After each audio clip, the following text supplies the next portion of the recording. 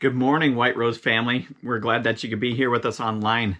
And sorry that the weather's not working out again this week, but it is better to be safe and stay warm at home and then come in and have the car not start or the alternator to go out or something like that, and we'd be trapped. And then that's when we're concerned something may happen. Not necessarily the to and the froms, but if something were to happen, and that's why we canceled church again today. So we're going to be online, and we welcome you here.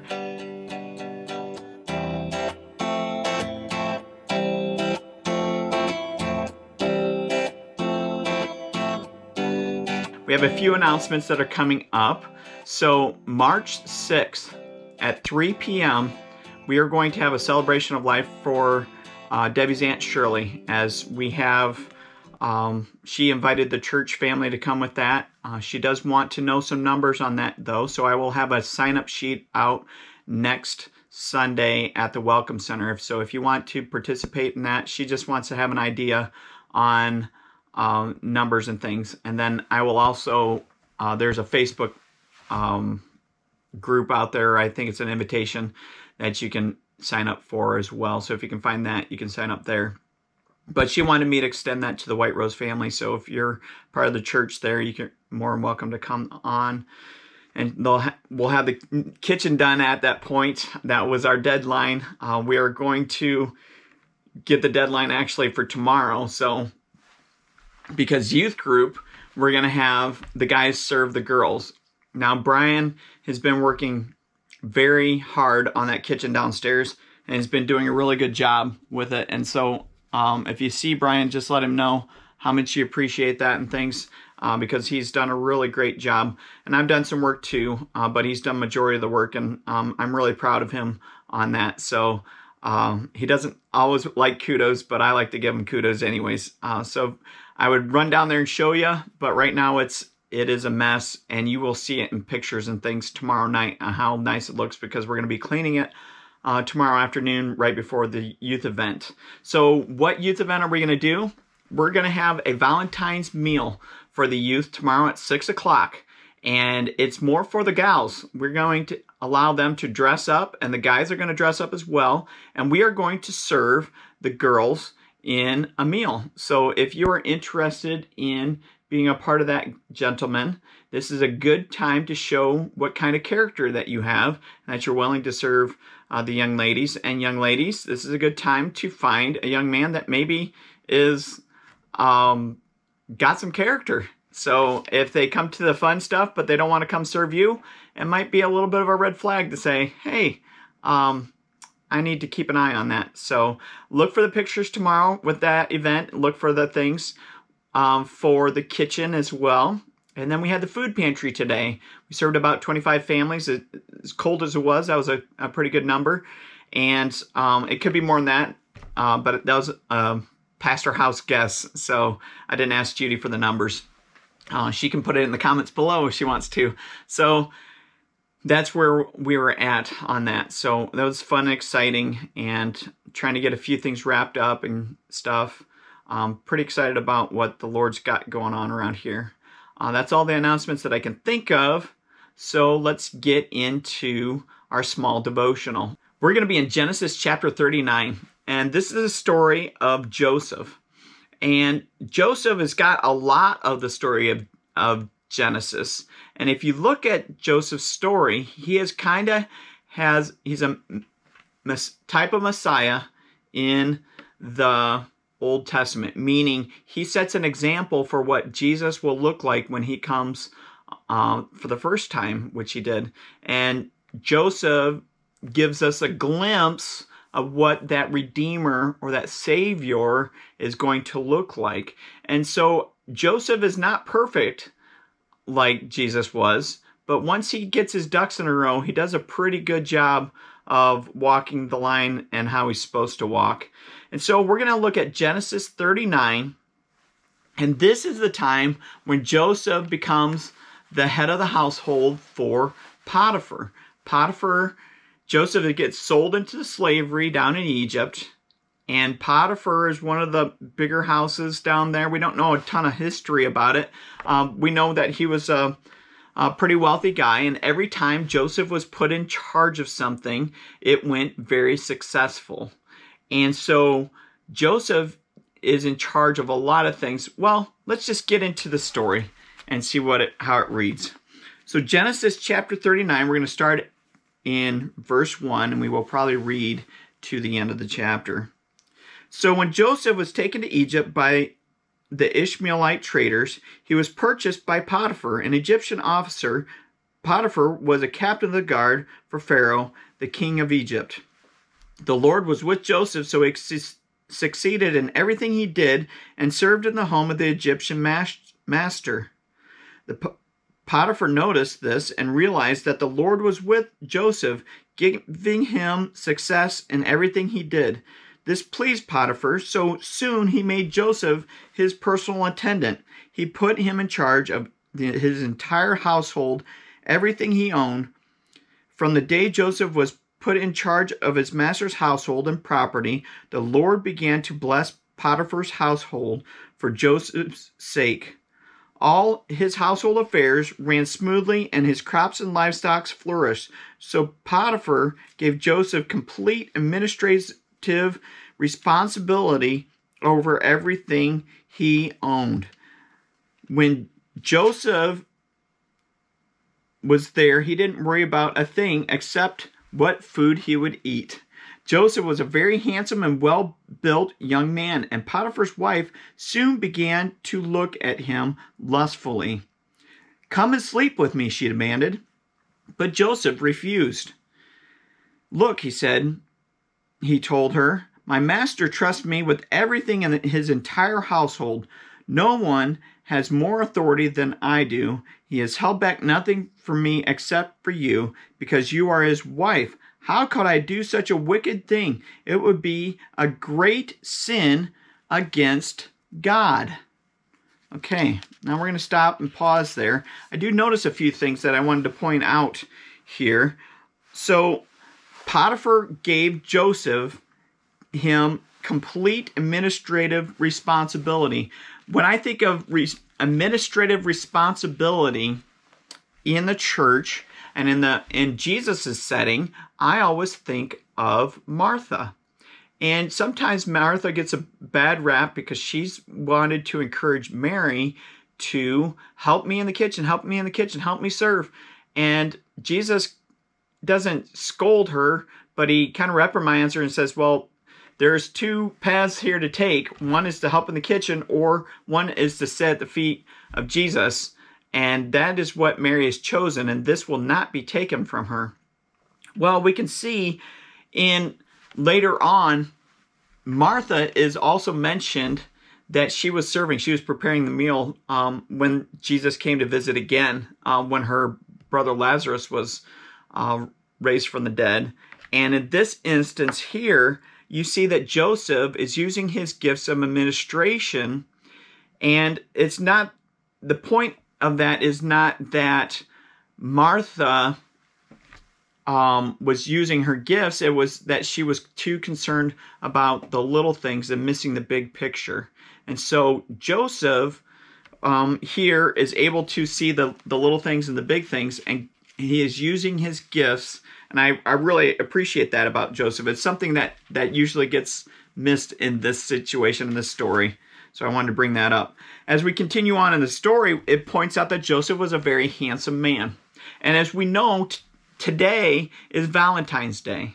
So what do we have in the world that they promote? They promote dating. They promote all these things that are, oh, I got to take my special someone on a date tonight. I got to do this. I got to get them a gift. I got to do that. And that's great. It's a great time to remember that. It is a great time to remember your wife, your spouse, your girlfriend, your fiance, and all these things. Your husbands, don't leave us out, I guess. But it's also important to remember that there is boundaries that need to be taken in this. So it said that Potiphar's wife began to lust after Joseph. She began to look at him and say, well, this is a guy that I want to be with. And that's when the danger sets in. It's is way, way in front of the sexual immorality that she tries to commit with him, and doesn't, because Joseph runs, which is one of the best solutions to this. But when we look at this, we see that she looks on him and she offers herself to him, and probably didn't do that very subtly. She was probably, there's a good chance she was probably naked when she did that, and he walks away from the situation and sometimes runs away from the situation. And he spouts for the reason that he would be sinning against God. Not just against Potiphar, not against himself, not against her, but against God, because God's called him to a higher standard. And this shows that Joseph had pre-thought what he was going to do before he got into that situation. If you are in the office at work, or if you are at a job site, or if you are somewhere that you're out of a duck out of water a little bit, and someone proposes something like this to you, do you have a plan? Do you know what you're going to do if somebody says, come sleep with me, or go, let's have sex, or something to that effect?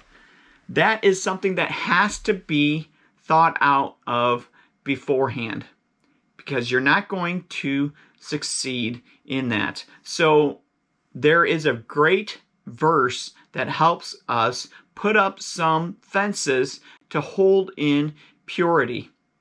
So the verse is 2 Timothy 2:22. It says, flee the evil desires of your youth and pursue righteousness, faith, love, and peace, along with those who call upon the Lord out of a pure heart. So we have three things, and those are three fence posts that put up a fence for purity to live. And I happen to have this illustration here by Bill Allison and Cadre Ministries. And so if you look at this, it says, flee the evil desires of your youth and pursue righteousness, faith, love, and peace. So pursue, so flee, then follow, along with those who call upon the Lord out of a pure heart.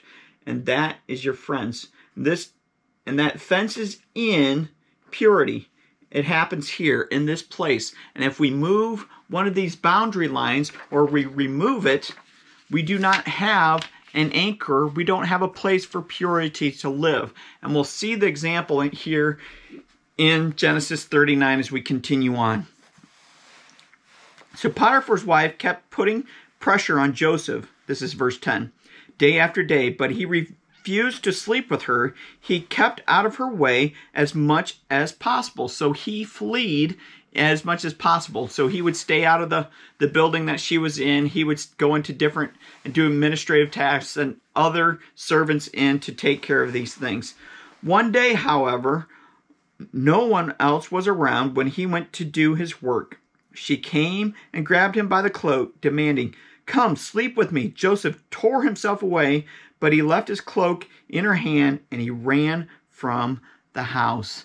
Look at that. No one else was around. Nobody else will know. Nobody would be here.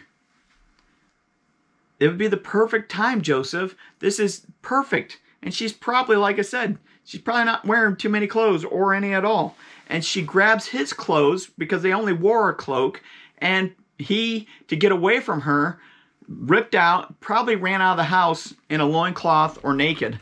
And so he's already looking very incriminating as he runs out of the house with barely any clothes on or no clothes on at all. But he knows in his heart that he's done the right thing.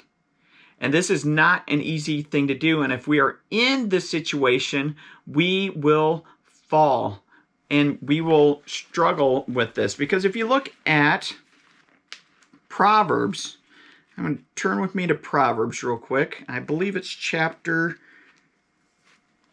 no, it's not 9. It might be 5 then.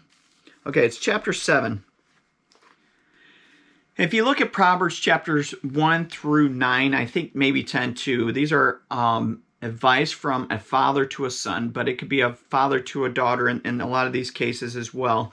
And if you look at this, it says, follow my advice, son. This is chapter 7. Always treasure my commandments, obey my commands and live. Guard my instructions as you guard your own eyes. Tie them as your fingers as a reminder and write them on your heart. Love wisdom like a sister and make insight a beloved member of your family. Let them protect you from an affair with an immoral woman, from the listening to the flattery of a promiscuous woman. And so it talks about a young man getting pulled down into death. Let's see. It is in verse 9. It says, so Proverbs 7:9, it says, it was twilight in the evening as the deep darkness fell. A woman approached him seductively, dressed and sly of heart, and she was brash, the rebellious type, never content to stay home. She is often in the streets and markets and soliciting at each corner. She threw her arms around him and kissed him with a brazen look. She said, I've just made peace offerings and fulfilled my vows. You're the one I was looking for. I came out for you, and you are here.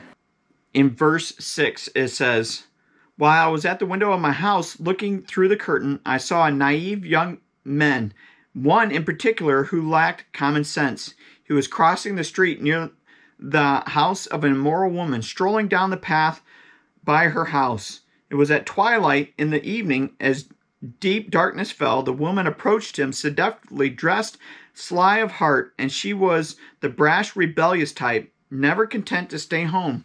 She is often in the street markets, soliciting at every corner. She threw up her arms around him and kissed him, and with a brazen look she said, I've just made my peace offerings and fulfilled my vows.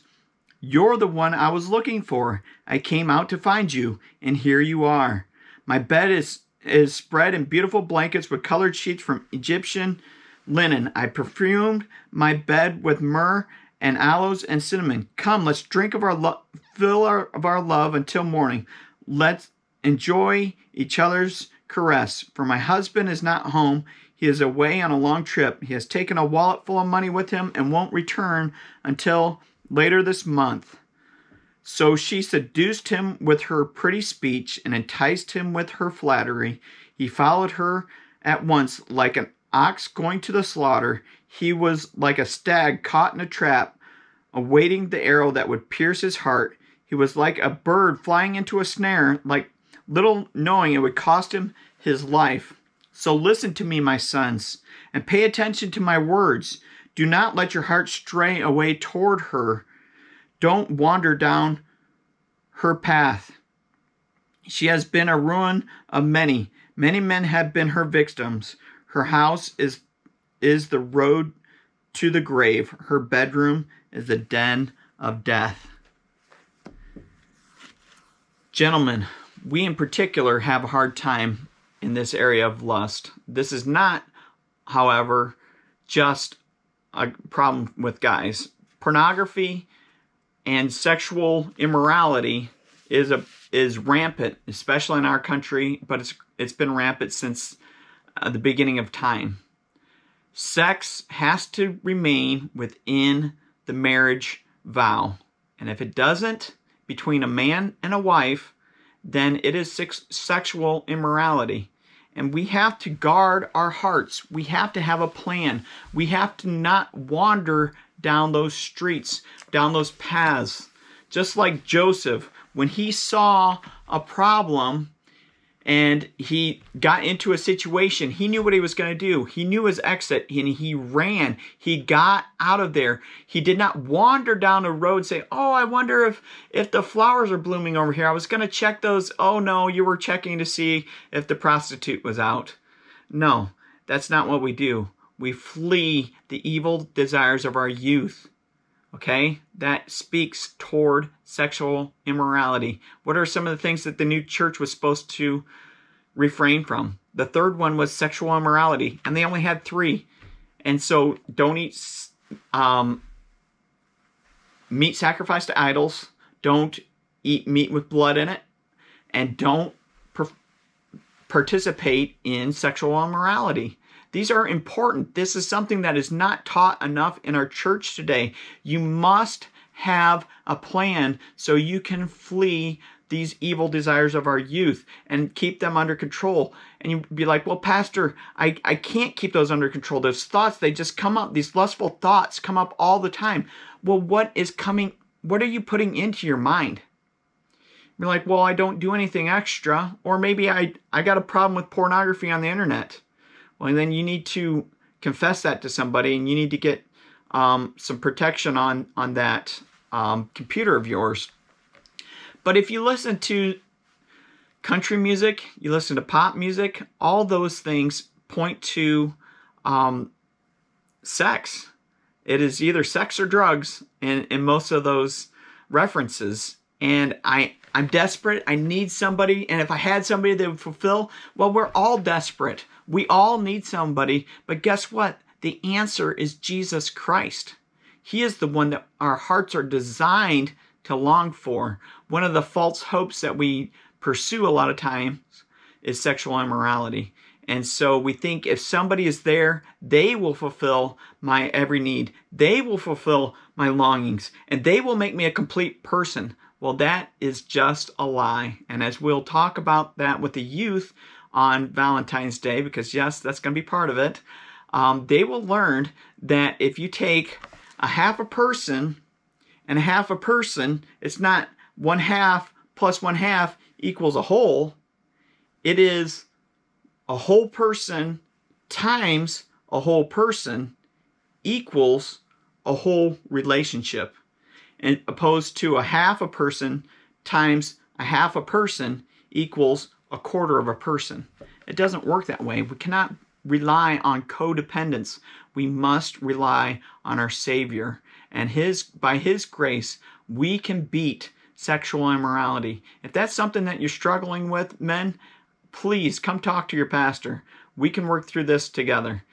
Women, if that's something you're struggling with, you can talk to one of the elders' wives and work through that as well. That is something that we have a desire to beat. And there are ways that you can walk through it. I have a tool. It's a great tool that I was shown by Doug Rumbold, and he's a pastor down in Tremont. And he showed me a great tool on how to defeat sin that we like to muster up. We're going to go over that with the youth as well on Sunday night. Thank you so much for joining us. Thank you for being here with us. And you're probably wondering, what happened to Joseph? What happened? What did he do? You're probably like, oh, everything worked out for him because it always does in the Bible. No. He gets stripped of his title. He gets thrown into prison. And he's in there for quite some time. And he's like, God, why did you have this happen to me? I thought I was down here to change the world with you, and now I'm in prison? Well, you want to know where the rest of the story is? You can look at Genesis 39, and it starts again in verse 19. You can see what Potiphar's reaction, and then the rest of the story of Genesis is all about Joseph. So I would encourage you to read that. Nice for me to leave you on the cliffhanger, isn't it? All right, remember, only you can make it a great day.